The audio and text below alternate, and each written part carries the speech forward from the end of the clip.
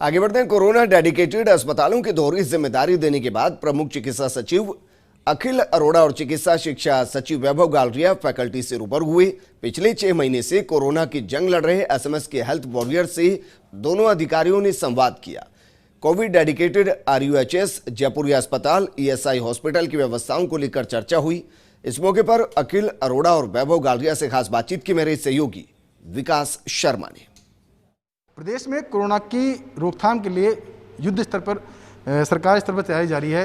आज जो corona warriors हैं उनके साथ बड़ा संवाद किया गया है सरकार स्तर पर, और उनकी जो प्रॉब्लम्स है वो पूरी डिस्कस की गई है। साथ ही सरकार की मंशा है उसको बताया गया है। हमारे साथ मौजूद है पीएचएस अखिल अरोड़ा जी, उनसे बात करते हैं।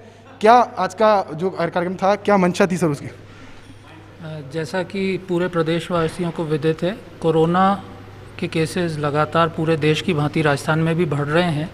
साथ ही जिन मरीज़ों को ऑक्सीजन या आईसीयू केयर की ज़रूरत है, उनमें ज़्यादातर लोग या तो हमारे जो बड़े मेडिकल कॉलेज हॉस्पिटल्स हैं, जोधपुर, कोटा, बीकानेर, अजमेर, उदयपुर, या सबसे ज़्यादा जयपुर में आते हैं। ऐसी स्थिति में माननीय मुख्यमंत्री महोदय के ये निर्देश हैं कि पूरे सरकारी अमले को, चाहे वो डॉक्टर हों या कोरोना वॉरियर हों, ब्यूरोक्रेट्स हों, सबको मिलकर ये व्यवस्था करनी है कि पर्याप्त संख्या में इलाज का इंतज़ाम रहे, होम आइसोलेशन प्रॉपरली हो। इसी कड़ी में आज, जैसा कि सबको पता है, कल एक निर्णय लिया गया था कि आरयूएचएस हॉस्पिटल, जयपुरिया हॉस्पिटल और ईएसआई हॉस्पिटल, जो प्रमुखता से सरकारी क्षेत्र में कोविड मरीज़ों का जयपुर में राज्य स्तरीय फैसिलिटी के रूप में इलाज कर रहे हैं, उनको एसएमएस मेडिकल कॉलेज के अधीन लाया जाए। यहाँ के जो वरिष्ठ चिकित्सक हैं वो पूरी टीमें वहाँ पर एक यूनिट के रूप में कार्य करें और सभी लोग मिलकर सभी संभव चिकित्सा उपलब्ध कराएं। कोई बेड्स की कमी नहीं आ पाए, इसके लिए सारी व्यवस्था कर दी गई है। पर्याप्त संख्या में ऑक्सीजन के, आईसीयू के और वेंटिलेटर के प्रबंध हो चुके हैं। इसी क्रम में आज यहाँ टीमों का ओरिएंटेशन, उनका डिप्लॉयमेंट प्लान, इसकी पूरी प्लानिंग की गई।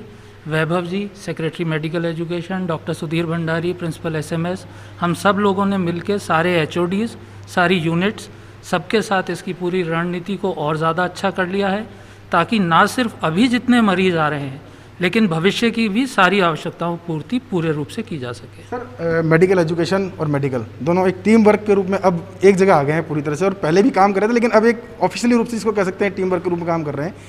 क्या लगता है अब आरयूएचएस की व्यवस्थाएं और जो प्रदेश के जो जिले हैं जहाँ पर काम कर रहे हैं डेडिकेटेड जो सेंटर्स हैं, उनको लेकर के क्या आगे रणनीति रहेगी आपकी और एक्सेस के लिए? सर, राजस्थान पहले ही दिन से कोविड मैनेजमेंट में देश में अग्रणी रहा है। जहाँ तक चिकित्सीय प्रबंधन का सवाल है, medical education, medical and health, चाहे वो क्षेत्र में अर्ली डिटेक्शन हो, स्प्रेड को रोकना हो, या बहुत अच्छा चिकित्सीय प्रोटोकॉल देना हो, सब में राजस्थान आगे रहा है। एक साथ मिलकर सबने काम किया है। राज्य स्तर पर जो हमारा टेक्निकल कोर ग्रुप है, जो प्रमुखता से एसएमएस की टीम के साथ बना हुआ है, इन्होंने चाहे मेडिकल प्रोटोकॉल हो, प्लाज्मा ट्रीटमेंट हो, टेस्टिंग के मैनेजमेंट हो, इन पे ना सिर्फ यहाँ पर अच्छा कार्य किया है, बल्कि हमारे जो पूरे राजस्थान की टीम है उनको समय समय पर ट्रेनिंग देके एक कॉमन यूनिफॉर्म पैटर्न लाके पूरा राहत देने का प्रयास किया है। सर, अंतिम सवाल एक और है कि बेड्स को लेकर के काफ़ी कुछ चर्चाएं आ रही है कि बेड्स नहीं मिल रहे मरीजों को, हेल्पलाइन भी शुरू की गई है। क्या फीडबैक है आपके पास जयपुर को लेकर के और जगह को लेकर के? जयपुर में, जैसा मैंने अभी आपको अवगत कराया, ये बात मैं पूरे राज्य सरकार की तरफ से यहाँ के सारी जनता को, ना सिर्फ जयपुर के बल्कि पूरे राजस्थान को बताना चाहूँगा कि जो हमारे पास बेड्स हैं उनकी पर्याप्त संख्या है, और ना सिर्फ बेड्स की, लेकिन क्रिटिकल केयर के लिए ऑक्सीजन बेड्स, आईसीयू और वेंटिलेटर्स का भी सभी जगह प्रबंध किया गया है। प्रयास ये है कि जिन लोगों का चिकित्सा, जो माइल्ड और मॉडरेट पेशेंट हैं, वो जिला स्तर पे हो जाए, जो उनसे गंभीर हैं वो डिविजनल लेवल के जो मेडिकल कॉलेज हैं वहाँ उनकी अच्छी चिकित्सा हो, और जो क्रिटिकल पेशेंट जयपुर, इसके आसपास के या पूरे राजस्थान के हैं, उनकी जयपुर में पर्याप्त व्यवस्था करके चिकित्सा करें। बेड की कोई कमी ना है, ना आने दी जाएगी। हमारे साथ वैभव गालरिया जी, उनसे बात करते हैं। सर, मेडिकल कॉलेज व्यवस्थाएं सारी देख रहे हैं आप, क्या लग रहा है इस वक्त मेडिकल कॉलेजों का पूरा राजस्थान का अगर फीडबैक देखें तो?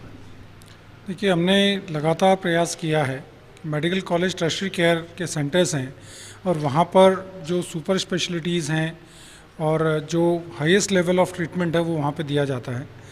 पेशेंट्स निश्चित रूप से, जैसा पूरे भारत में ट्रेंड है, बढ़े हैं, क्रिटिकलिटी भी बढ़ी है, परंतु सभी मेडिकल कॉलेजेस में पर्याप्त मात्रा में बेड्स और ट्रीटमेंट की सुविधाएं उपलब्ध हैं। जो भी हाईएस्ट लेवल ऑफ ट्रीटमेंट है, प्लाज्मा थेरेपी हो, चाहे इंजेक्शंस अवेलेबल हो, मेडिसिन अवेलेबल हो, पर्याप्त मात्रा में उपलब्ध है। और आगे भी हम उन सुविधाओं का लगातार विस्तार कर रहे हैं। और अभी हाल ही में हमने 65 करोड़ रुपये वेरियस मेडिकल कॉलेज के लिए स्वीकृत किए हैं, और उसके माध्यम से हर मेडिकल कॉलेज में लगभग 200 बेड्स एक्स्ट्रा की कैपेसिटी और क्रिएट की जा रही है। और आगे भी जैसे जैसे परिस्थितियां है, फंड्स की कोई कमी नहीं है, रिसोर्सेज की कोई कमी नहीं है, हम कोविड ट्रीटमेंट के लिए लगातार समस्त व्यवस्थाएं उपलब्ध करवाएंगे। सर, हर जिले के अंदर जांच की सुविधा उपलब्ध हो, उसके लिए कब तक का टाइम बाउंड मान रहे हैं? कोविड टेस्टिंग के लिए अभी हमारे पास सभी ज़िलों में सुविधा उपलब्ध करने का लक्ष्य लेकर के हम चल रहे हैं। 11 ज़िले जहां पर शेष है, वहां के लिए कार्य शुरू कर दिया गया है। सभी जगह लैब्स बन रही हैं और इक्विपमेंट्स भी प्रोक्योर कर लिए गए हैं। मैं मानता हूं अक्टूबर के प्रथम सप्ताह में बाकी जो 11 ज़िले बचे हैं उन सभी जगहों पर भी टेस्टिंग फैसिलिटी स्टार्ट हो जाएगी। हाँ सर, 6 महीने हो गए, सभी डॉक्टर्स एक वॉरियर की भूमिका में काम कर रहे हैं, युद्ध स्तर पर काम कर रहे हैं। पिछले दिनों सामने आ रहा है कि कुछ डॉक्टर्स इसमें शहीद भी हो गए, मान सकते हैं आप, और कुछ संक्रमण की चपेट में आ गए। इस तरह का आयोजन जो देखते हैं, इसको कैसे देखते हैं इन लोगों के लिए बूस्टअप के लिए, क्योंकि इनका बूस्टअप जो है पूरे राजस्थान की जनता के लिए एक बड़ी संजीवनी दे।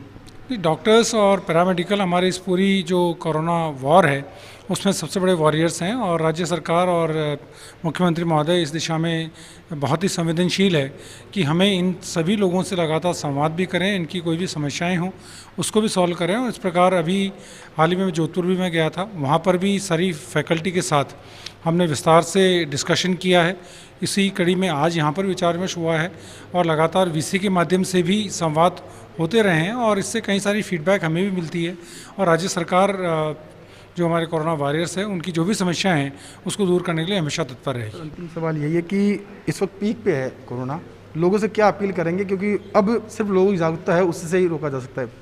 अभी जागरूकता संवाद जो मुख्यमंत्री महोदय के स्तर पर किया गया था, उसमें भी जो हमारे देश के प्रख्यात डॉक्टर्स हैं, डॉक्टर देवी शेट्टी, डॉक्टर त्रेहान और डॉक्टर सरीन, उन्होंने भी ये चीज़ कही थी, और मैं भी उसी चीज़ को रिपीट करूँगा कि social distancing, masking and sanitization ये बहुत ज़रूरी है। और हर नागरिक को, हर आम जन को और देश के और राज्य के प्रत्येक नागरिक को स्वयं इस चीज़ का ध्यान रखना होगा, ताकि इस जो कड़ी है और ये जो स्प्रेड है उसको हम रोक सकें, कंट्रोल कर सकें। तो ये थे वैभव ग्वालियर जी, जिन्होंने बताया कि किस तरह से सरकार की मंशा है, क्या आज का बड़ा आयोजन था। साथ में ये भी कहा कि अगर लोग जागरूकता रखेंगे तो निश्चित तौर पर कोरोना पर विजय हासिल की जा सकती है। कैमरा पर्सन विजय के साथ Vikas Sharma, first India news, Jaipur.